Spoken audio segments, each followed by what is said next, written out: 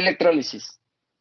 Bien, lo que habíamos hecho previamente de definir cómo se conduce la electricidad, cómo se conduce, cómo podemos definir con base en sus enlaces, su tipo de enlaces, cómo una sustancia puede o no puede generar eh, un electrolito en solución, ¿sí?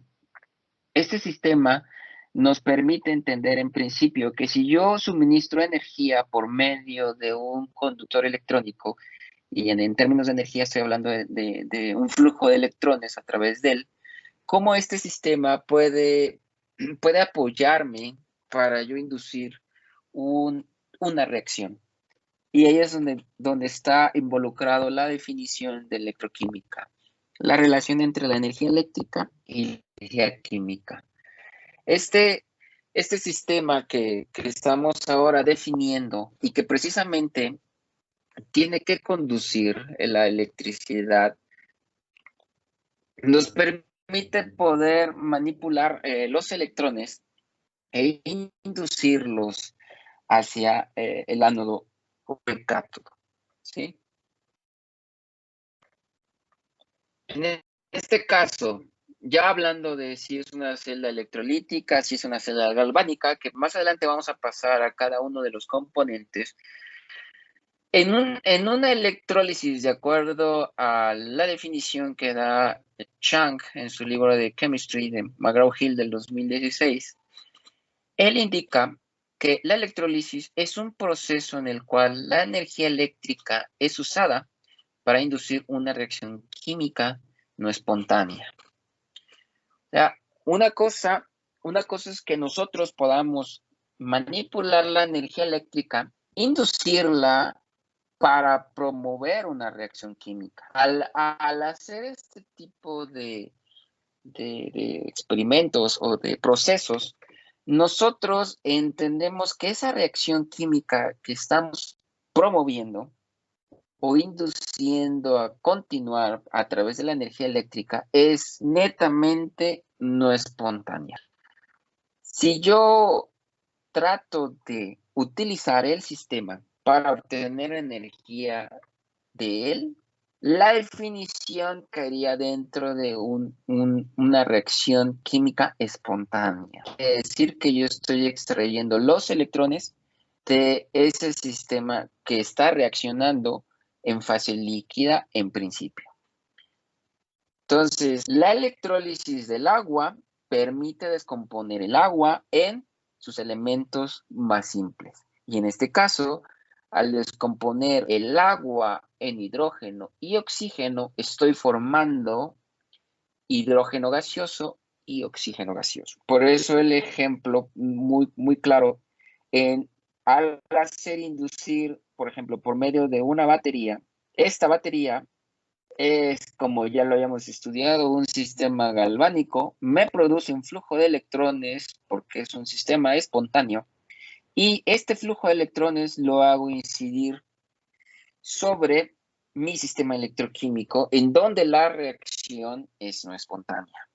Fíjense bien, cuando yo junto el oxígeno y el hidrógeno, y eso nos los han mostrado en cursos pasados, cuando yo mezclo hidrógeno y oxígeno y le coloco una chispa, por ejemplo, de una ignición de combustión, si yo hago eso, si genero esa chispa o genero otro tipo de manifestación de energía, la reacción del hidrógeno y el oxígeno gaseoso puede ocurrir, generando entonces vapor de agua, ¿sí?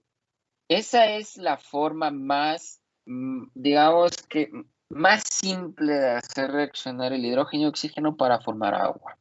Sin embargo, en esas condiciones, esa reacción es no espontánea. ¿Por qué? Porque de manera espontánea, el oxígeno y el hidrógeno no reaccionan para formar vapor de agua. Yo tengo que inducirle un cambio. Tengo que generar, por ejemplo, en este caso, una chispa que promueva esa reacción, ¿sí? Y eso es curioso, Porque en un sistema electroquímico, cuando yo mezclo el hidrógeno y el oxígeno en un sistema electroquímico, puedo inducir esa reacción de forma espontánea. Y ahí estoy hablando de un sistema galvánico. Pero cuando quiero descomponer el agua en hidrógeno y oxígeno gaseoso, ese sistema en esas condiciones es no espontáneo. Entonces, tengo que inducir un flujo de energía eléctrica, un flujo de electrones para promover esta reacción. Y en estas condiciones, la electrólisis del agua es una reacción química no espontánea. ¿Sí queda claro?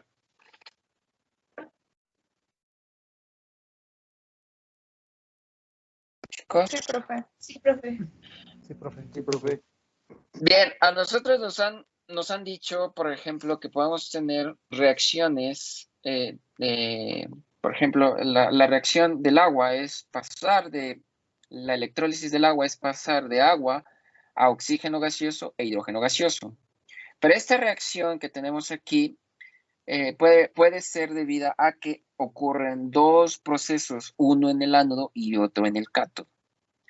En el ánodo está produciéndose la oxidación del agua, es este compuesto que tenemos aquí, el agua que se forma, que pasa a reaccionar a oxígeno, liberando protones y cediendo sus 4 electrones en la reacción. Caso contrario, en el cátodo.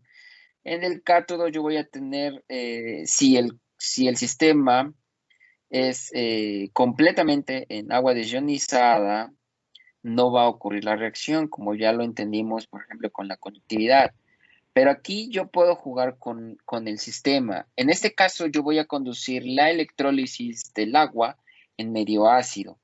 Y para eso debo de agregar, por ejemplo, un ácido fuerte. En este caso, yo puedo colocar ácido clorhídrico o ácido sulfúrico o ácido fosfórico, ¿sí? Este sistema, al ser estos electrolitos fuertes, la disociación es completa. Entonces, el protón es el responsable de reducirse hasta hidrógeno. Esta es la reacción que ocurre en medio ácido, ¿sí? Esto va a suceder ¿en dónde? En el cátodo. Mientras que la oxidación del agua va a ocurrir ¿en dónde? En el ánodo, ¿sí? Al sumar estas dos reacciones, vean que ambas reacciones están balanceadas tanto por cargas, ¿sí? Aquí se neutralizan, ¿sí? Como por elementos, ¿no? Yo tengo 4 moléculas de hidrógeno de este lado, igual tengo 4 protones del otro lado, ¿sí? Al sumar estos dos, voy a poder eliminar los electrones y al eliminar estos electrones voy a poder sumarlos y me va a generar la reacción de abajo al sumarlos los dos, ¿sí? Estas semireacciones las podemos encontrar, una, principalmente en la serie electromotriz, o dos, las podemos ir generando y proponiendo por medio de las propiedades de formación. Yo puedo proponer una reacción y si esa reacción es factible de llevarse a cabo, puedo proponerla, puedo hacer el balance, puedo calcular su potencial estándar con base en las propiedades de formación y eso hablando en términos de la ley de Hess y de ahí definir el potencial, si esto podrá ocurrir de espontánea o no espontánea. Sí, eso también lo podemos definir con el potencial de celda.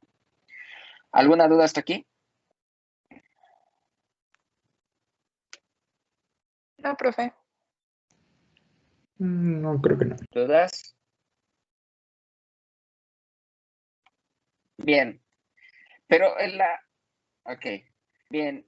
Entonces, esto es utilizando la energía eléctrica, ¿no? Nosotros hacemos inducir un flujo de electrones y las especies que están en solución y que nuestro sistema conduce, ojo con eso, nuestro sistema conduce, yo puedo promover la reacción electroquímica, ¿sí? Si el sistema no conduce, por más que yo le quiera meter 3 voltios, 4 voltios, 10 voltios, si el sistema no conduce, va a suceder nada. Que eso es lo que lo aprendimos nosotros con la conductividad, ¿sí? Entonces, estas reacciones deben de ser inducidas por medio de corriente directa. La corriente directa influye mucho en estos procesos. ¿Por qué? Porque tengo un flujo continuo de electrones en comparación con la corriente. La corriente alterna va a cambiar de polaridad por su naturaleza, como está definido. En la corriente directa yo voy a poder tener un flujo continuo al inducir una diferencia de potencial, pero en corriente alterna es cambiando la polaridad. Más adelante vamos a definir cuál es la polaridad del ánodo y cuál es la polaridad del cátodo. Por ahora decimos que la electrólisis se conduce a través de un sistema electrolítico y esta reacción es no espontánea en comparación con un sistema galvánico y debemos de utilizar corriente directa. Eso hay que hacerlo mucho de hincapié. ¿Qué sucede entonces si nuestros conductores electrónicos, en lugar de ser metal, son semiconductores? En este caso, puedo inducir, como ya habíamos hablado previamente, sí podemos inducir una reacción siempre y cuando yo estimule el semiconductor con la luz. Y al hacer eso e imprimir una diferencia de voltaje, voy a poder conducir las reacciones electroquímicas, ¿sí? Entonces, por ejemplo, en este caso, ustedes pueden ver aquí una celda fotoelectroquímica y cómo estaría construido en la parte de abajo, ¿sí? En este caso, yo voy a tener un fotoánodo. ¿Por qué? Porque aquí se está oxidando un colorante, ¿sí? Puedo oxidar un colorante. Este colorante cede sus electrones al semiconductor y este semiconductor, a través del conductor electrónico, hace fluir esos electrones y ahora pasa del lado del cátodo. Este de aquí es el ánodo y este de aquí es el cátodo. ¿Sí? Este de aquí es el cátodo, perdón, este de aquí es el, ¿cómo lo borro?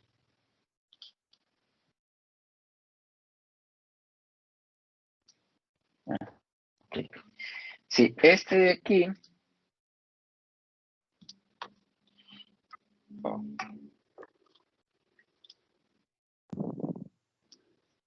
sí, este de aquí es el ánodo y ese de aquí es el cátodo. ¿Sí? Los electrones siempre van a fluir del ánodo al cátodo, ¿ok? Eso debe quedar completamente claro. Nunca van a fluir los electrones del cátodo al ánodo.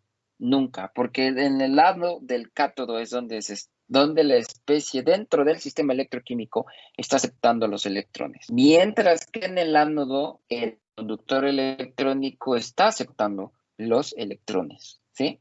Donde la especie se ha oxidado. ¿Alguna duda hasta aquí? Ahí es donde, sí. Bien, aquí es donde nosotros podemos jugar con estos dos sistemas. Yo puedo llevar a cabo la electrólisis del agua, ¿sí? De manera que lo pueda conducir a través de fotocatálisis o a través de fotoelectrocatálisis. Al hacer inducir esta perturbación externa por medio de la luz, voy a hacer que mi catalizador se excite y se haga separación de electrones hueco y entonces si eso lo conduzco en el ánodo o lo conduzco en el cátodo. Va a depender dónde tengo el fotoánodo o dónde tengo el fotocátodo y qué es lo que quiero hacer, ¿no? Este sistema fotoelectrocatalítico o mi sistema electroquímico por medio de la luz debe de seguir cumpliendo los mismos principios que un sistema electrolítico. Debe de conducir la celda. Eso es muy, muy importante. Sin embargo, en fotocatálisis no se requiere, fíjense bien, no se requiere que el sistema conduzca electricidad. O sea, la solución puede ser no conductora. Y por medio del catalizador, ¿sí? Puedo llevar a cabo esas reacciones interfaciales. Por eso es que es importante hacer esta diferencia, ¿sí? Hacer esta diferencia entre fotocatálisis y fotoelectrocatálisis. Aquí mi sistema debe de conducir electricidad, mi electrolito debe de conducir la electricidad y debe de ser fuerte. Y en fotocatálisis el sistema pues no necesariamente debe de conducir. Por eso es que aquí yo puedo llevar a cabo la electrólisis del agua por medio de la fotocatálisis para producir hidrógeno y oxígeno por medio de la excitación de la luz, ¿sí? Entonces, en ese camino, esa reacción o ese sistema no conduce la electricidad, no necesito que conduzca la electricidad, ¿sí? Porque la conductividad es debida al catalizador, no es debida a la solución. Sin embargo, en un sistema electrolítico, el sistema, la solución debe de ser un electrolito fuerte para que pueda conducir la electricidad. ¿Alguna duda hasta aquí? No, profe. No. No. Bien, entonces ya hemos hablado un poquito de los sistemas electroquímicos. Un sistema electroquímico está dividido en dos. Son las celdas electrolíticas y las celdas galvánicas. Aquí es donde viene. ¿Sí? La primera celda que se empezó a utilizar y que se empezó a estudiar dentro de las primeras fue la celda de Daniel. La celda de Daniel consta de efectivamente un ánodo, un ánodo de zinc y un cátodo de puente salino, ¿no? ¿Sí? Es este de aquí, mi puente salino. Y tengo las soluciones. Si hago un zoom dentro de los electrodos, puedo ver cómo es que este material, estando de manera metálica, su forma metálica, pasa a ser su forma iónica. Y del otro lado, cómo este material, en su estado iónico, cobre 2+, pasa a depositarse o a colocarse forma metálica dentro de la celda. ¿Sí? Entonces yo puedo tener el circuito eléctrico externo, ¿sí? Y de esta manera, como lo mencioné previamente,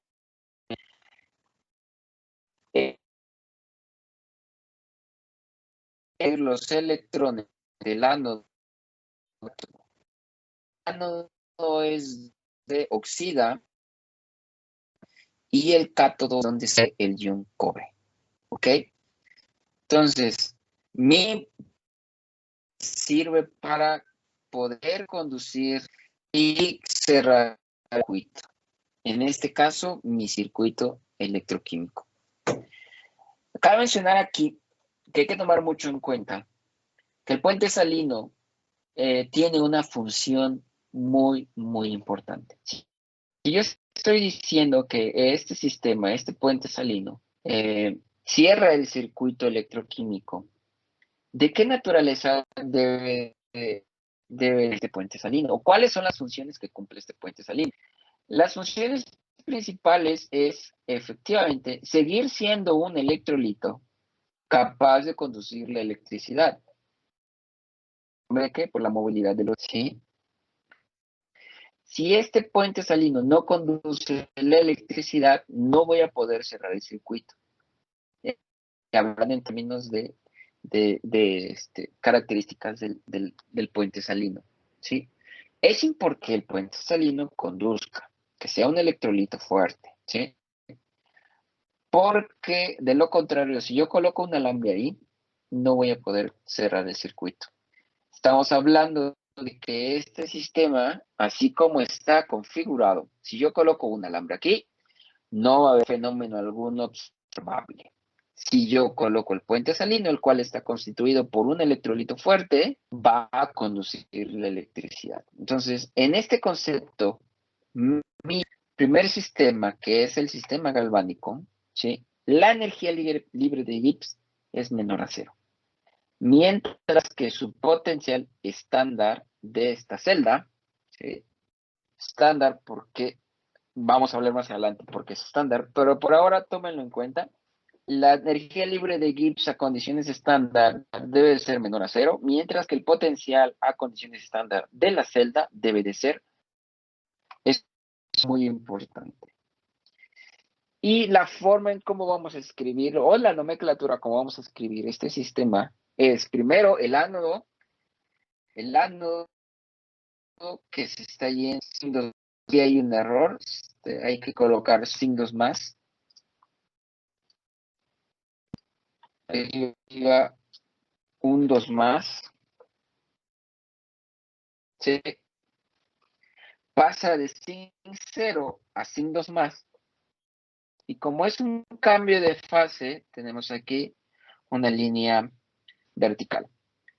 Estas dos líneas horizontales, perdón, paralelas, están hablando, son referentes al puente salino. Este de acá. El puente salino, ¿sí? Y de ahí la reacción que sucede al otro lado. Como habíamos dicho que el cobre 2 más es el que se reduce, de cobre 2 más pasamos a cobre 0, ¿sí? Entonces, es de esa manera en que nosotros podemos describir este sistema en una sola línea. Es nuestro diagrama. Este es el diagrama de la celda. La nomenclatura que utilizamos para definir un sistema electroquímico. ¿Qué es lo que está sucediendo en el ánodo? Bueno, la reacción indica que es de zinc 0 a zinc 2 más, ¿sí? Mientras que en el cátodo es de cobre 2 más a zinc 0, ¿sí? Al sumar estas dos reacciones, ¿sí? Yo voy a tener que la suma, la reacción es zinc 0 más cobre 2 más, que pasa a zinc 2 más cobre 0.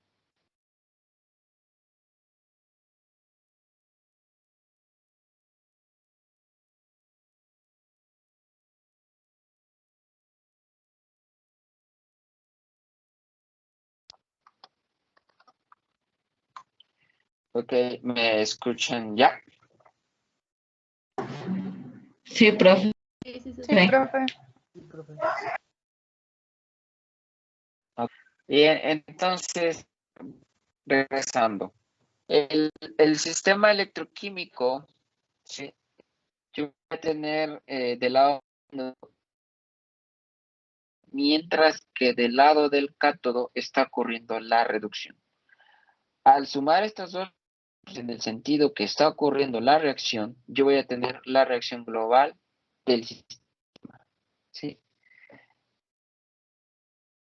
Entonces, esta es la de este sistema. Ok, AQ es que está en medio acuoso y A es la actividad. Esto se tiene que definir cuando nosotros hablamos por primera vez de los sistemas electroquímicos y queremos colocar la definición. Sí. Para este sentido, nosotros podemos hablar que todo está condicionado. Sí, ¿cuáles son las condiciones estándar en un sistema termodinámico? Pues es a una atmósfera de presión y 25 grados ¿Alguien de podría decir? temperatura. ¿Ah? Es una atmósfera de presión y 25 grados Celsius de temperatura.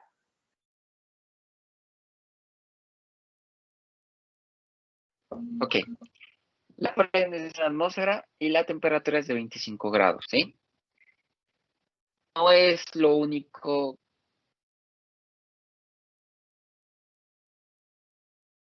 Sí, es correcto. Pero no es lo único que nos está definiendo en un sistema termodinámico la presión y la temperatura. También está definido la concentración. ¿Cuál es la concentración a condiciones estándar? Uno normal. 1 molar. 1 molar. ¿Sí? A condiciones estándar es 1 molar. Entonces, la definición de la concentración me dicta también la definición a condiciones estándar de la actividad. La A que está ahí escrita es actividad. Entonces, a condiciones estándar, yo voy a tener una presión de 1 atmósfera, voy a tener una temperatura de 25 grados y voy a tener una actividad igual a 1, ¿sí? ¿Queda claro? Por eso es que yo escribo A igual a 1. Sí, profe. Gracias. Muy bien. Entonces, esto que está colocado aquí, al hecho de tener un sistema galvánico y que esta reacción sea espontánea, me produce una fuerza electromotriz. Ojo con eso. Continuando con esto, en un sistema galvánico, pues podemos tener lo que es una batería de plomo, ¿cierto? La batería de plomo es la que encontramos nosotros, la que nos permite inducir y encender el clutch del carro. ¿Ok? Aquí tenemos su sistema, su diagrama de la batería de plomo. De plomo paso a sulfato de plomo, o sea que en la superficie del plomo estoy reduciendo, perdón, estoy oxidando. De plomo paso a sulfato de plomo y el plomo se encuentra colocado en la superficie del plomo, ¿sí? El medio acuoso que estoy utilizando, el electrolito que estoy utilizando es ácido sulfúrico y de ahí paso de plomo a sulfato de plomo. En la reducción, de sulfato de plomo paso a óxido de plomo, ¿sí? En la reducción, y de ahí paso este sistema a generar electricidad por medio de los conductores electrónicos externos, ¿sí? Ese es el camino de la batería, del sulfato, de batería de plomo, la cual, si nosotros definimos en términos de delta G, la delta G para un sistema electrolítico, pero un sistema galvánico, lo había colocado antes, ¿sí? Un sistema galvánico, su delta G es menor a 0 y su potencial de celda es mayor a 0. Quiere decir que en una batería de plomo, este diagrama de batería de plomo, el potencial de celda de este sistema es mayor a 0. Caso contrario, en un sistema electrolítico, el sistema electrolítico, su delta G es mayor a 0 y ese potencial estándar de celda, el sí, es menor a 0. Entonces, ya con esto hemos definido que un sistema galvánico, su propiedad termodinámica de energía libre de Gibbs debe de ser menor a 0, mientras que su potencial estándar de celda debe de ser mayor a 0. En un sistema electrolítico, la delta G es mayor a 0, mientras que el potencial estándar de celda es menor a 0. Todo esto por cumplir, ¿sí?, la convención de si un sistema es capaz de ser espontáneo o ser no espontáneo. ¿Ok? Bien, entonces la nomenclatura que habíamos dicho, sí, es de la celda de Daniel. Tenemos la semirreacción del zinc pasa a zinc 2+, liberando 2 electrones, y de cobre 2+, pasa a cobre 0, ganando esos 2 electrones que liberó el zinc, pero que pudimos conducir por medio del circuito eléctrico externo, en este caso del conductor electrónico.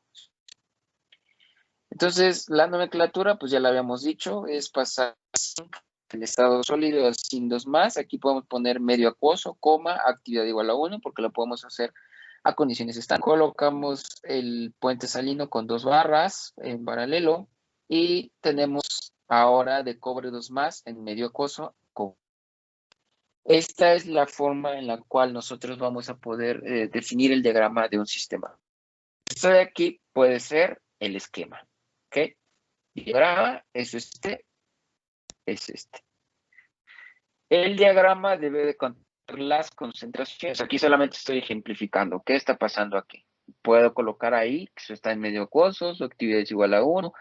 Y si estoy variando la temperatura, puedo colocar incluso dentro de ese mismo espacio la temperatura. Bien. Ahora sí, Si yo tengo un sistema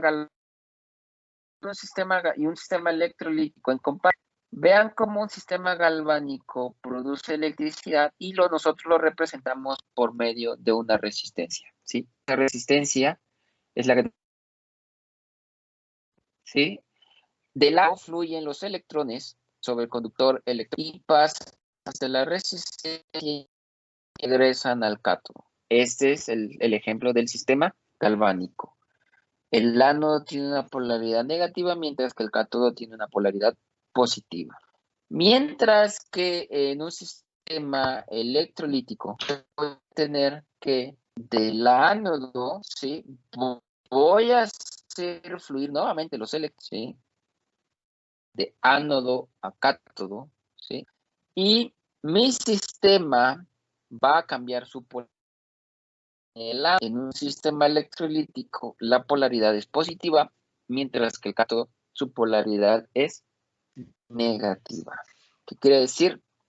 En este caso, cuando yo induzca la reducción cobre 2 más a cobre 0, ¿sí? Voy a ganar 2 electrones, o más bien la especie 2 más va a ganar esos 2 electrones y se va a reducir.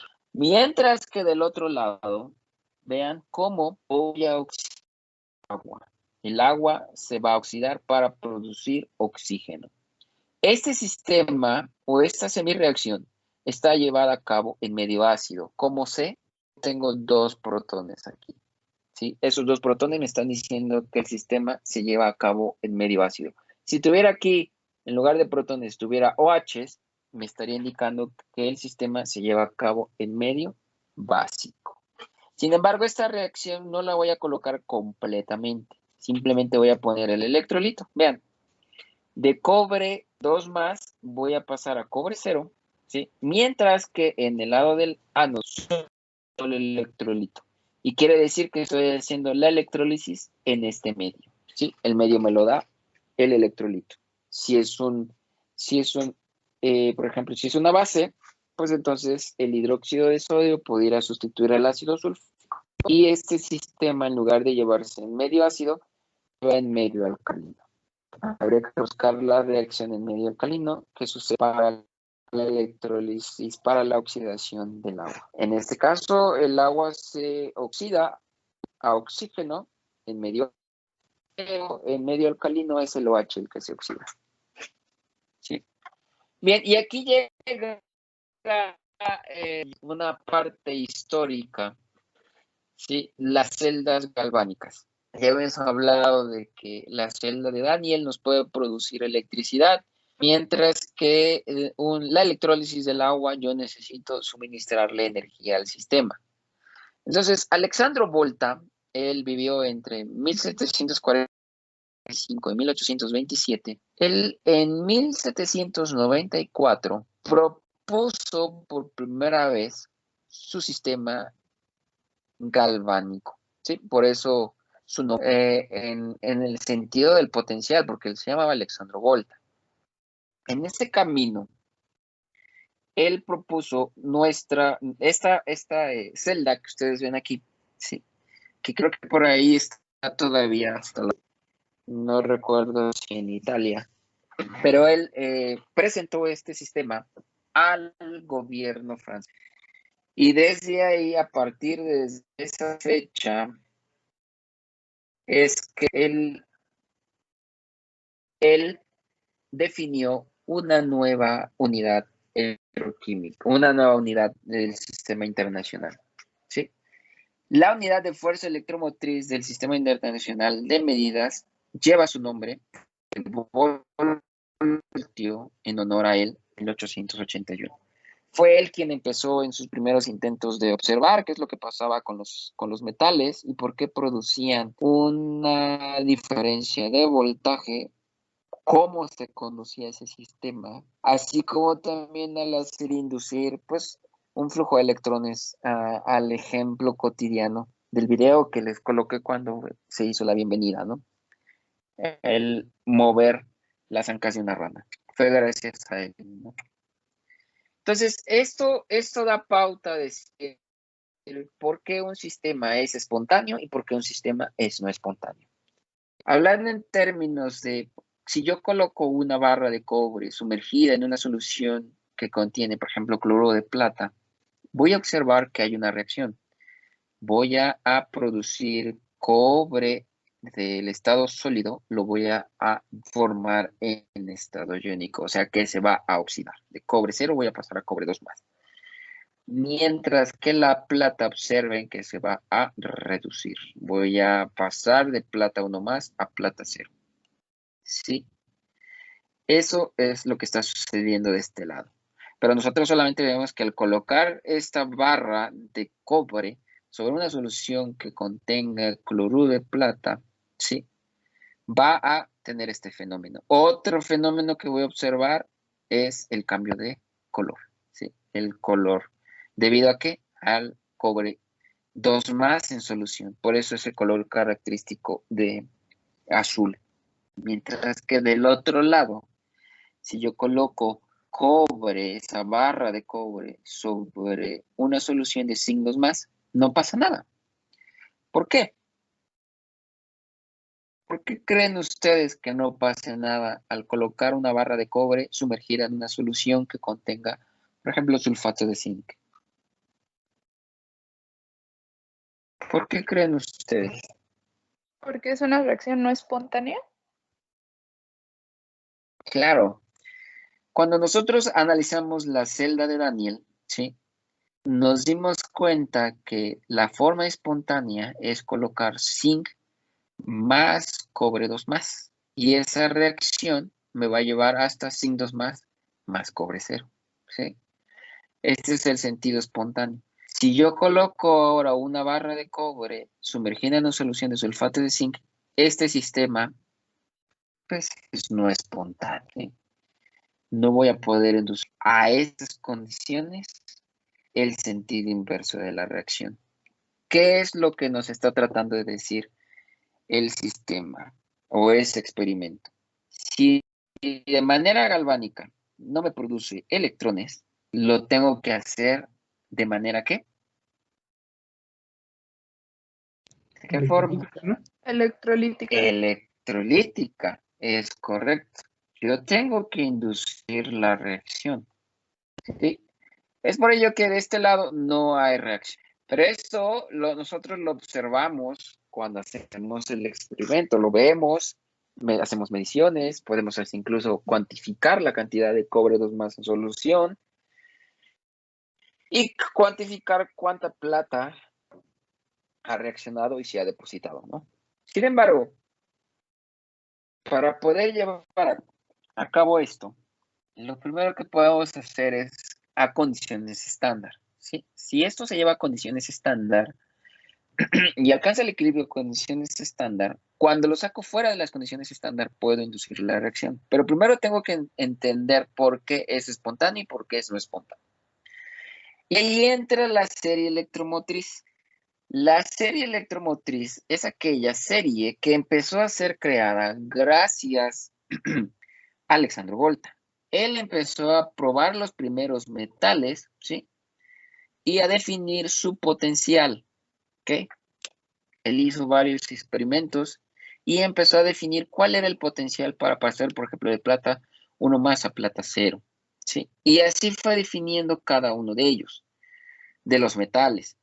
Ahora tenemos una gran lista de diferentes compuestos, ya sean orgánicos o inorgánicos, en el cual podemos tener un potencial, ¿sí? ¿A condiciones qué? A condiciones estándar.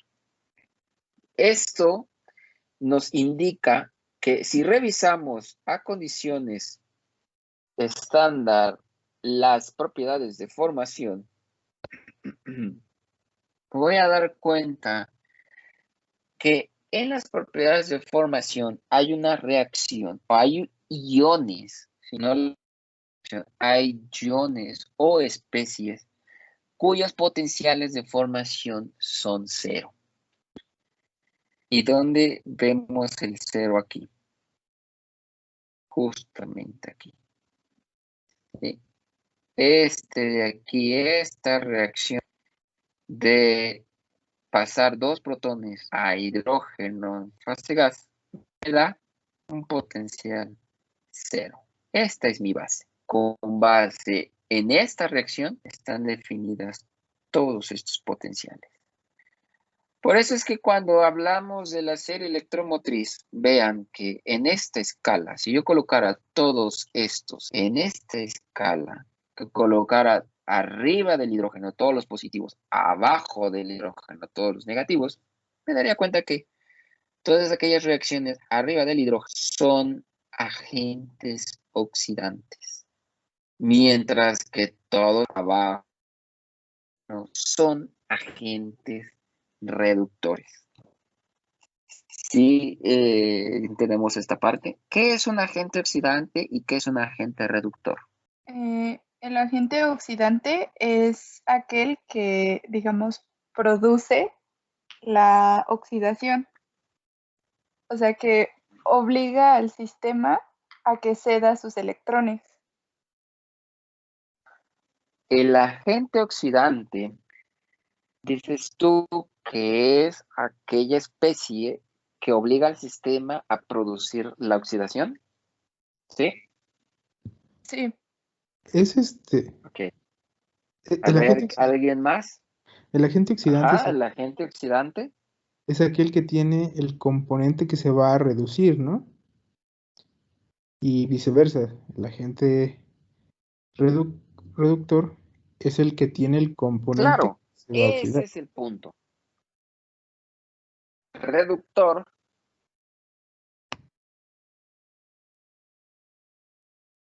claro.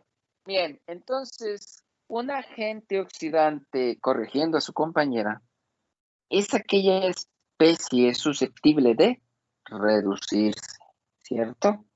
Mientras que un agente reductor es aquella especie susceptible de ¿qué? De oxidarse.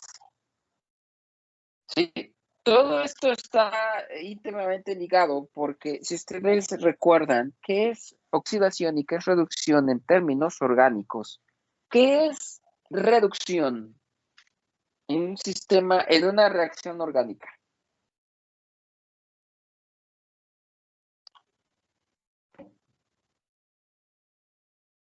¿Alguien se acuerda?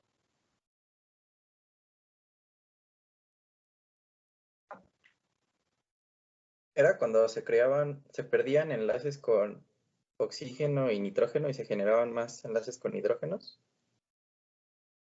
No tanto con el hidrógeno. Sí con el oxígeno, pero en ese sentido no. Una reducción, hablando en reacciones orgánicas, se define como la pérdida de hidrógeno, ¿cierto? Pero, perdón, ganancia de hidrógeno, ¿sí? Una especie susceptible de reducirse en una reacción orgánica gana protones. Mientras que una especie orgánica susceptible de oxidarse va a perder protones y va a ganar oxígeno, ¿no? ¿Sí? ¿Acuerdan? Sí. Sí, ok. Vean que nuestro sistema electroquímico nos está indicando justamente aquí, en la reacción del hidrógeno. Esta especie es susceptible de ganar electrones, por lo tanto, va a ganar otro protón. ¿Sí? Está ligado. ¿Sí? Mientras que la especie que se oxida va a perder, ¿quiénes? Va a perder electrones. Y ahí va a estar definido si el sistema se lleva a cabo en medio ácido o en medio alcalino. Por eso hay una diferencia entre un sistema, la definición de reducción y oxidación en reacciones orgánicas y la diferencia de reducción y oxidación en un sistema electroquímico. Está íntimamente ligado, aunque no lo vemos como tal por separado, ¿verdad? En un sistema electroquímico, una especie que se reduce gana electrones, mientras que una especie que se oxida pierde electrones. En un sistema orgánico, una especie susceptible de reducirse, gana protones, mientras que esa misma especie, si se oxida, pierde protones, pero está ganando oxígeno, ¿no? Es decir, claro ejemplo, si yo llevo un alcohol hasta CO2, ¿qué le hice? ¿Lo reduje o lo oxidé?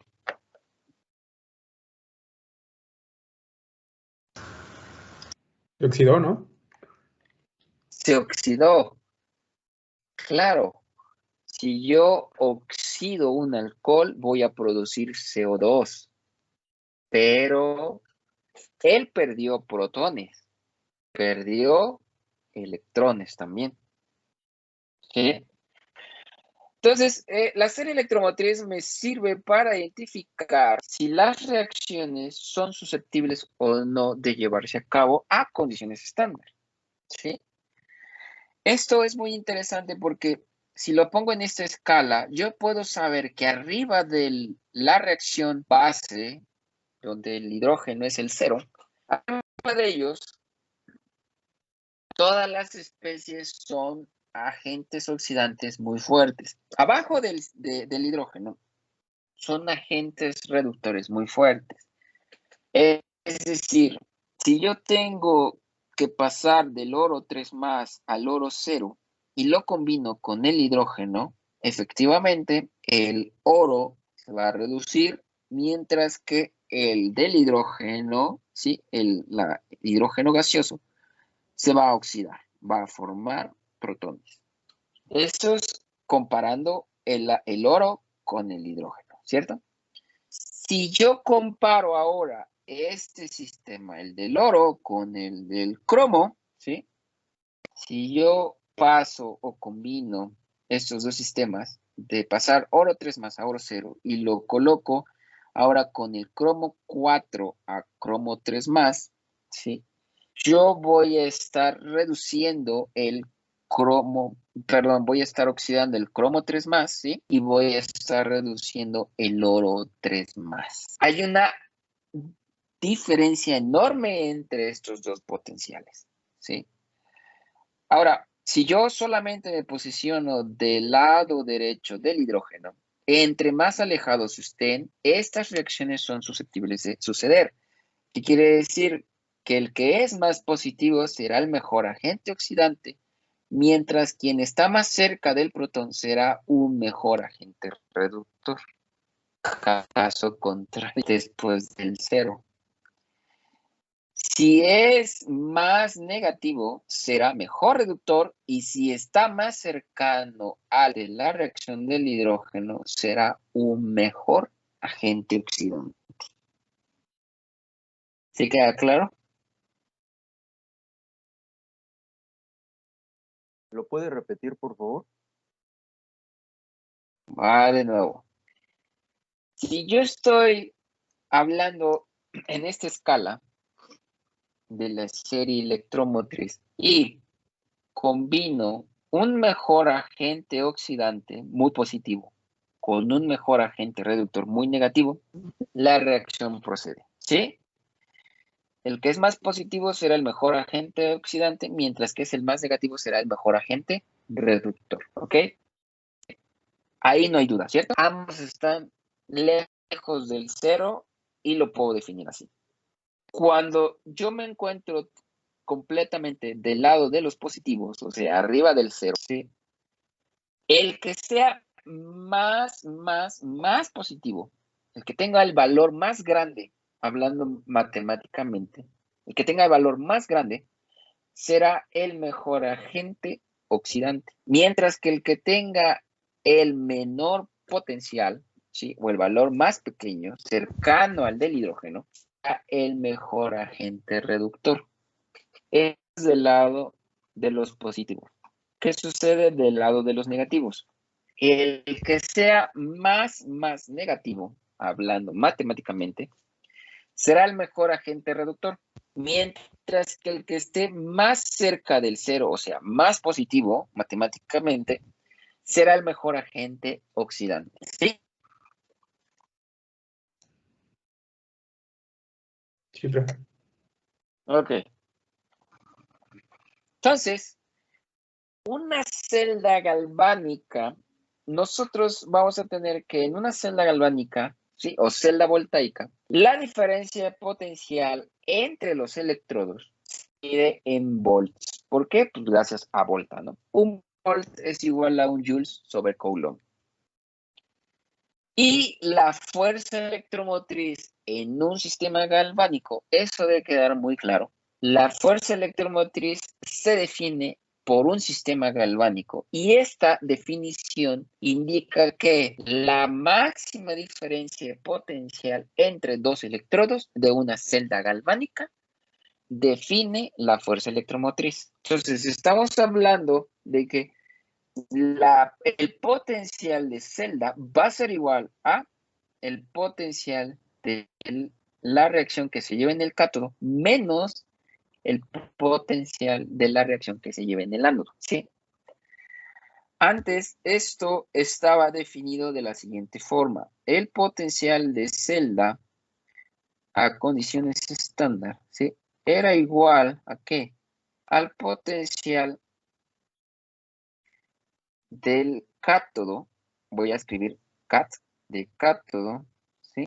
Más, fíjense bien, el potencial del ánodo.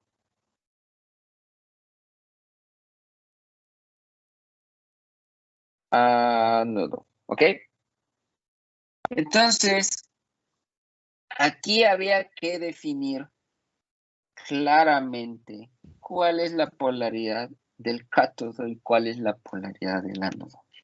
Es por ello, y debido a esto, que se decidió dejar una polaridad. ¿Ok? Entonces, por eso, en un sistema galvánico, la polaridad del cátodo, nos regresamos, ¿sí? En un sistema galvánico, la polaridad del cátodo es positivo, ¿sí? Aquí está, mientras que la polaridad del ánodo es negativo. Vean, si el ánodo es negativo y el cátodo es positivo, cuando yo defina aquí quién es positivo y quién es negativo, tengo que invertir ese potencial. Y es por ello que viene esa confusión. Si yo quito esa confusión y digo, no, ¿saben qué? Vamos a tomar en cuenta solamente, ¿sí? Solamente ¿sí?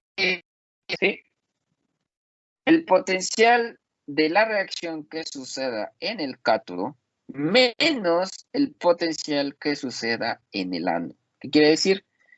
Ahora sí, voy a respetar el signo que tiene esto de acá, ¿sí? Ejemplo claro, voy a suponer que es oro 3 más a oro 0. Mi valor es 1.5, ¿cierto? Mientras que lo combino con el del cromo, mi valor del potencial es negativo. Esto debido al hacer electromotriz, ¿ok?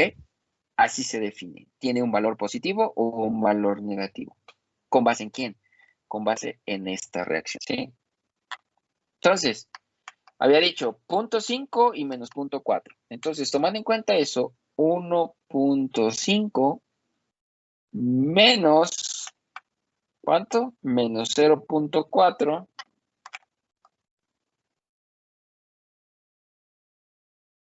menos 0.4, creo que sí sea, 0.74, perdón. 0.74, ¿sí? Este sistema será igual, menos por menos, no me interesa el valor ahorita, ¿sí? Simplemente la demostración. Va a ser un valor positivo, ¿cierto? Quiere decir que el potencial de celda a estas condiciones, el potencial de celda estándar a estas condiciones, ¿sí? Si este es estándar, estos también, ¿sí? A estas condiciones es mayor a 0. ¿Y qué habíamos dicho en un sistema galvánico? Que su potencial estándar de celda es mayor a 0. Quiere decir que entonces su delta G sea menor a 0. Ahora, el ejemplo. Si este sistema fuera en el otro sentido, Sí, vamos a aprovechar los mismos valores. Que en el cátodo ahora se esté reduciendo el cromo 4, perdón, el cromo 6. Entonces yo tendría menos 0.74, ¿verdad? Menos 1.5. Y estoy hablando de la misma reacción, solo que en el sentido contrario. Ahora, este valor es netamente negativo, ¿verdad? ¿Qué quiere decir? Que entonces que el potencial de celda es menor a 0. Esperaremos que la delta G sea mayor a 0. Entonces, ahí están las dos del por qué uno debe de considerarse negativo en un sistema galvánico para el ánodo y para el cátodo positivo, mientras que en un sistema electrolítico el cátodo es negativo y el ánodo es positivo, ¿sí?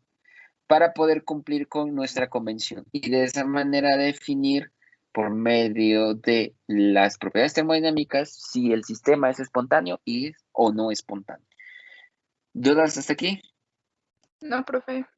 Entonces, la fuerza electromotriz va a depender de qué? Va a depender de las reacciones específicas, de las concentraciones de los reactivos y sus productos y de la temperatura.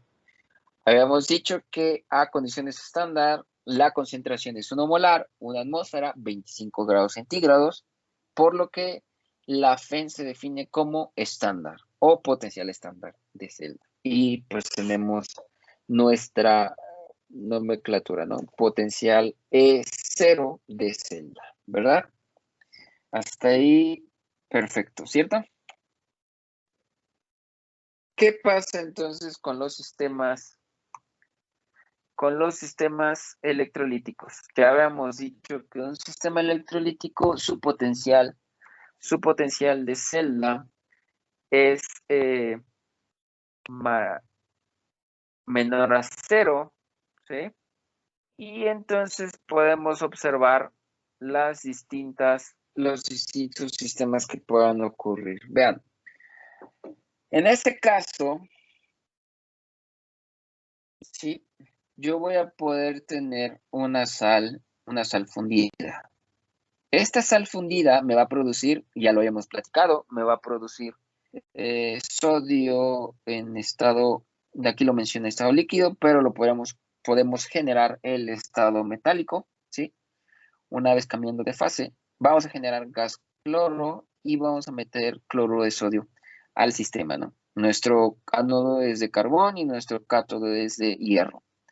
De esa manera puedo producir el metal sodio, ¿sí? A este sistema yo le tengo que suministrar energía. Esta reacción debe de llevarse a cabo a estas condiciones, a altas temperaturas, lo que indica que debo de fundir el cloruro de sodio y voy a suministrar energía. De igual manera, el ánodo van a fluir los electrones de ánodo a cátodo, ¿sí? Y del lado de las reacciones, la oxidación que se está llevando a cabo, si nosotros revisamos la serie electromotriz, es pasar del cloro iónico a cloro gaseoso, ¿sí? Del cloro 1 menos a cloro 0. Aquí se está produciendo la oxidación, ¿por qué? Porque está perdiendo 2 electrones. Mientras que del lado de la reducción, el ion sodio sí se está reduciendo a sodio líquido, o en este caso valencia 0 metálico, para conducir esta reacción en ese sentido. Pero esto solamente va a ocurrir siempre y cuando yo funda la sal y no tenga absolutamente ninguna gota de agua en mi sistema, ¿sí? Al sumar estas dos reacciones me va a dar efectivamente la del ion cloro más el ion sodio, que va a producir ¿qué? Cloro gaseoso más sodio metálico, ¿verdad? Sí. Lo mismo ocurre en los sistemas para reducir el CO2. En este caso yo puedo meter un flujo de CO2 y esto de igual manera, sí, del ánodo al cátodo, ¿sí? Voy a poder tener mi electrolito, mi sistema, mi catalizador disperso y voy a poder reducir el CO2. Bueno, esto es algo que se estudia y que se busca reducir el CO2 a algún combustible. El caso ejemplo muy característico es de producir hidrógeno y oxígeno, ¿cierto? Sí. Hago la electrólisis del agua. Estoy produciendo hidrógeno gaseoso y oxígeno gaseoso. Eso es muy importante. Regresando un poquito a las propiedades termodinámicas, hablando en términos de propiedades de formación, yo tengo que tomar muy en cuenta cuál es, fíjense bien, cuál es el estado de agregación de esa especie. Si el hidrógeno se produce en fase gas, hay una delta de formación. Si el agua está en fase gas, hay una delta de formación. Y eso es consecutivo. Hay una delta de formación, hay una delta S de formación y hay una delta G de formación. Si el agua está en fase líquida, también sus propiedades de formación cambian, ¿cierto? Entonces, con base en el estado en el cual se encuentre esa especie, ya sea gaseoso, líquido o sólido, me va a cambiar completamente el potencial. ¿Por qué? Porque la propiedad termodinámica que define al potencial es la energía libre de Gibbs. Hasta ahorita, lo único que hemos relacionado es la delta G en términos de números, en términos de definir el sistema, la delta G y el potencial estándar de la celda. Son los que me definen. Pero si sé cuáles son las propiedades de formación de la reacción global, puedo calcular el delta G y de ahí irme al potencial. ¿Por qué? Porque están ligados. Eso lo veremos posteriormente, ¿ok? Ahorita nada más es entender que un sistema galvánico y un sistema electrolítico pueden ser conducidos de la forma en un sistema que necesitemos nosotros a extraer energía o nosotros suministrar energía. En un sistema electrolítico la reacción es no espontánea y en un sistema galvánico la reacción es espontánea. En un sistema electrolítico yo necesito suministrar energía, mientras que en un sistema galvánico yo extraeré energía. Por eso la definición de delta G, muy acorde a lo que ya nos han enseñado en cursos previos de termodinámica. Entonces, los conceptos que debemos de entender hasta aquí son los siguientes. ¿Qué es electrólisis? ¿Qué es un electrolito débil? ¿Qué es un electrolito fuerte? ¿Qué es un electrolito soporte? ¿Qué es reducción? ¿Qué es oxidación? ¿Qué es un agente reductor? ¿Qué es un agente oxidante? ¿Y cuáles son las partes del sistema electroquímico? ¿Alguna duda hasta aquí, chicos?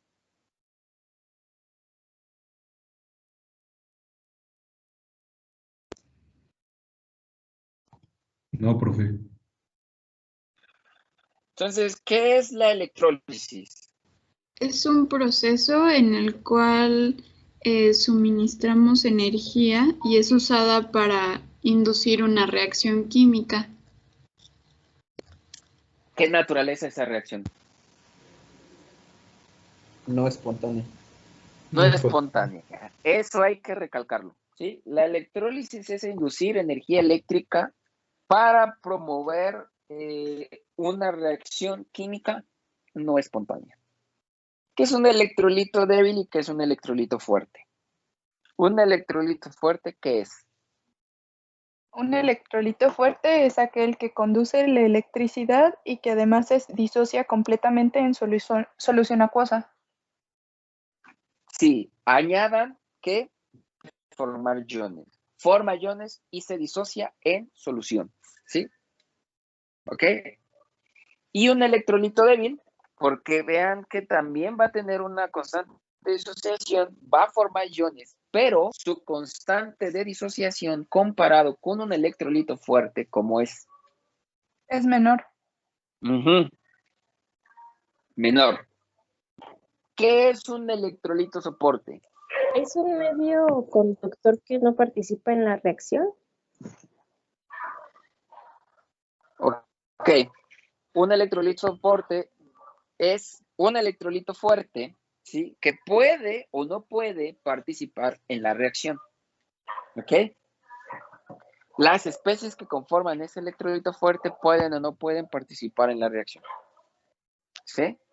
Esto lo digo porque cuando nosotros hacemos la electrólisis del ácido sulfúrico, el electrolito que utilizamos es ácido sulfúrico, ¿sí? Disociado en agua, ¿sí? Y que la que está reaccionando es el protón, ¿sí? Cuando se disocia el ácido sulfúrico, se disocia a 2 protones más un ion sulfato. Entonces, los 2 protones son los que están participando en la reacción, ¿sí? Para producir hidrógeno gaseoso. Eso es en la electrólisis del agua en medio ácido. Entonces, un electrolito soporte sí promueve la conductividad de la solución, nos da esa característica que necesitamos, pero los iones pueden o no pueden participar en las reacciones, ¿sí? Eso es un electrolito soporte. En la mayoría de los casos buscamos que el electrolito soporte no participe en la reacción, ¿ok? Pero es inevitable. Es inevitable porque la mayoría de las veces cuando nosotros inducimos un potencial no podemos controlar si la especie que tenemos en esa solución se reduzca el protón o se oxide el agua, ¿sí? Esas dos reacciones siempre las vamos a tener. Entonces, ahí hay que jugar con otras cosas, pero en principio esa es la definición de un electrolito soporte. Reducción y oxidación electroquímica. ¿Cómo definen la reducción?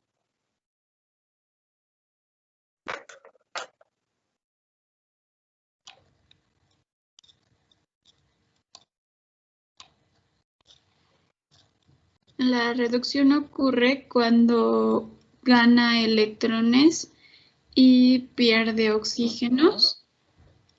Y No, ahí solamente, fíjense, ahí solamente quédense con la definición de reducción, es aquella especie que gana nada más, ¿sí? No le metan el oxígeno porque entonces nos vamos a confundir más. Reducción es aquella especie que gana electrones. Eso define la oxidación. ¿Qué es la oxidación? La especie que Pierde electrones. Pierde electrones. Exactamente. La oxidación es la especie que pierde electrones. Entonces, un agente reductor es la especie que se Que se oxida. que se oxida. Que se Que se oxida. oxida. Ajá, exacto. Y un agente oxidante es la especie que se Reduce. reduce. Muy bien. ¿Cuáles son las partes de un sistema electroquímico? ¿Qué tenemos? ¿Qué vimos en los diagramas? Más bien en los esquemas. Vimos que tenemos que un conductor electrónico, ¿cierto? Y esos conductores electrónicos son los electrodos. Entonces tenemos un electrodo, el cual vamos a definir como cátodo, un electrodo, el cual vamos a definir como ánodo.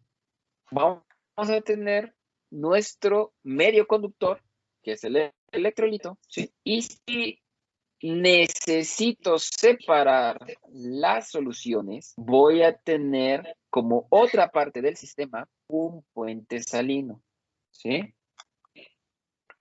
Eso es importante que ustedes lo vean. ¿Cuáles son los elementos de un sistema electroquímico? Un electrodo al cual defino el ánodo, otro electrodo al cual defino cátodo, mis soluciones, ¿sí? Si yo quiero controlar que estas soluciones no se mezclen, voy a utilizar un puente salino, ¿sí?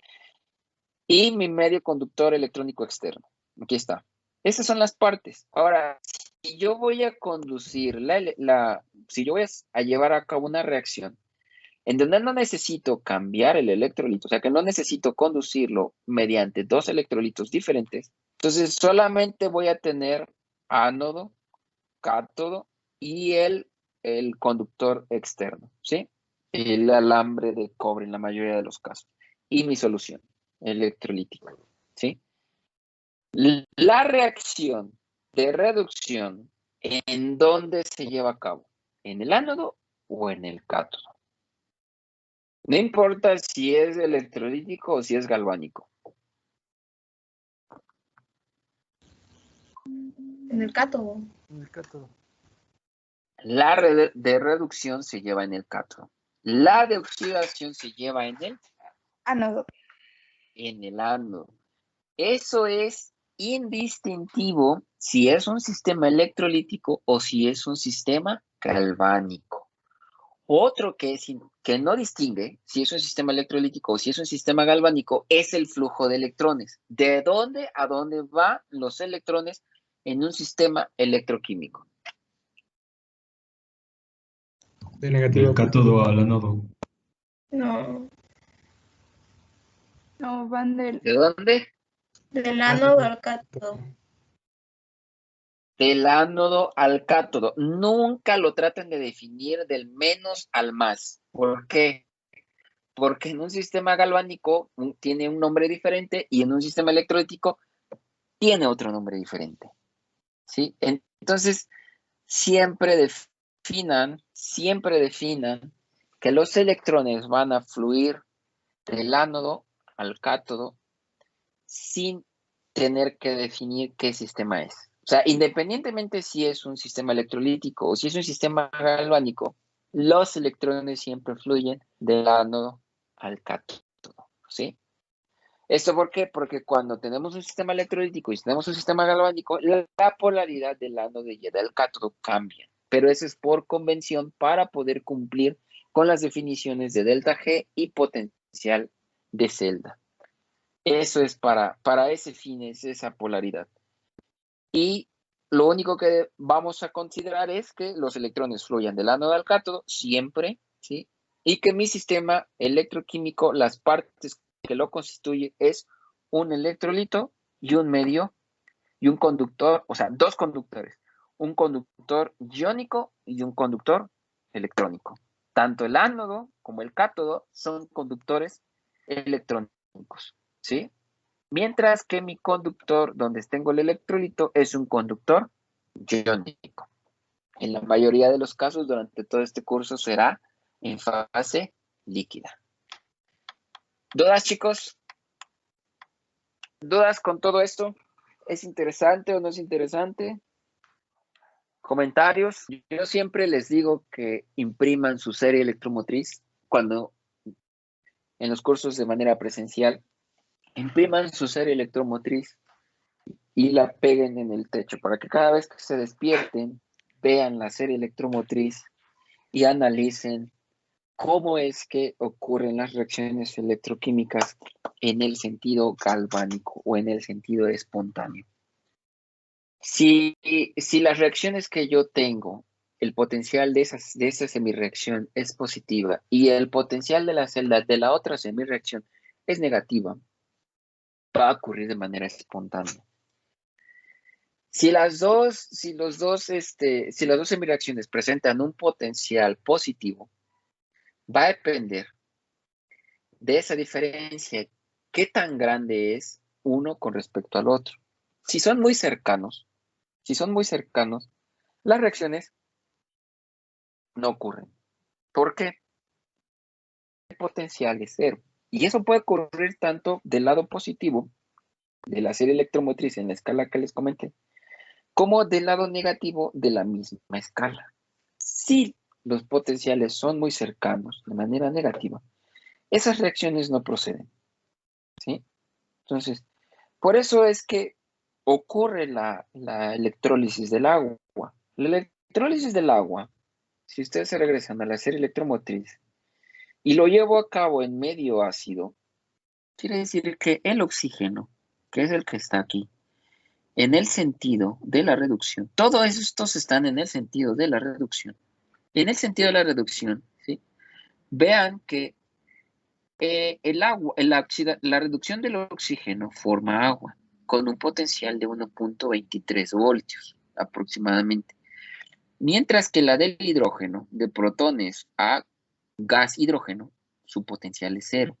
Cuando yo comparo estos dos, ¿quién es el que se va a reducir y quién es el que se va a oxidar? La del hidrógeno pues, se reduce, ¿no? Porque Ajá, va en el sentido de la reducción, así como sí. está, ¿cierto? Ajá, Mientras que la del agua va en Se el oxida. sentido de que se oxida porque actuaría como reductor, ¿no? eso es si yo induzco la reacción de oxidación, de la electrólisis del agua, ¿cierto? Ahí yo estoy induciendo la electrólisis del agua para producir oxígeno y para producir hidrógeno.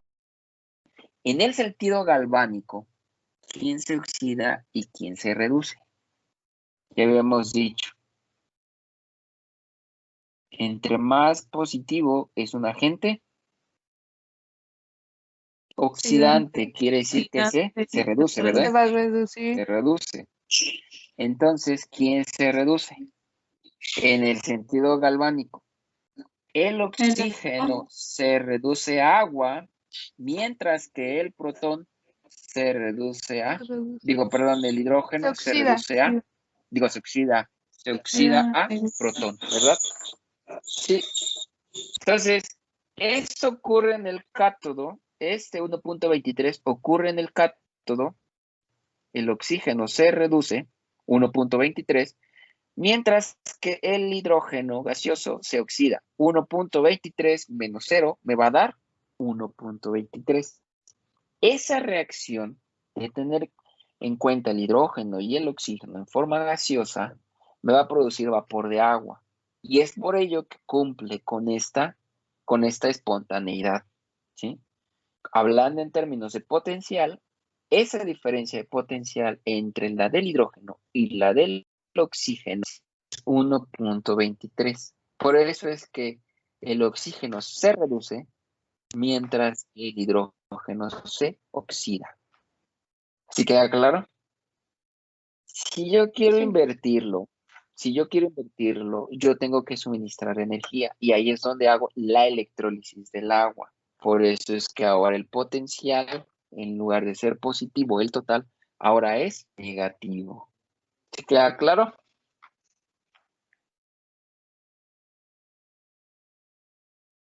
¿Sí?